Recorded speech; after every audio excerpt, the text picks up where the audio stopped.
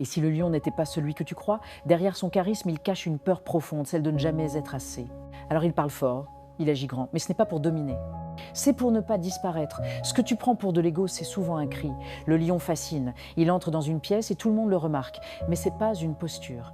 C'est une mission. Il veut inspirer, rassurer, faire briller les autres en se donnant corps et âme. Leader par essence, il porte les responsabilités sans les fuir. Et même s'il est épuisé, il tiendra debout pour les autres. Il donne tout même quand il n'a plus rien à offrir. Ce que tu ne vois pas, c'est qu'il doute. Il se bat contre l'idée de ne pas être à la hauteur. Il a besoin de reconnaissance, oui, mais pas pour flatter son ego. Pour apaiser cette voix intérieure qui lui demande chaque jour « Est-ce que tu en fais assez ?», le lion ne veut pas qu'on l'applaudisse. Il veut qu'on le comprenne. Et ça, c'est beaucoup plus rare. Il a l'air fort, mais il encaisse bien plus qu'il ne montre. Derrière chaque regard fier, il y a une attente silencieuse qu'on voit au-delà de l'image. Si tu connais un lion, envoie-lui ça.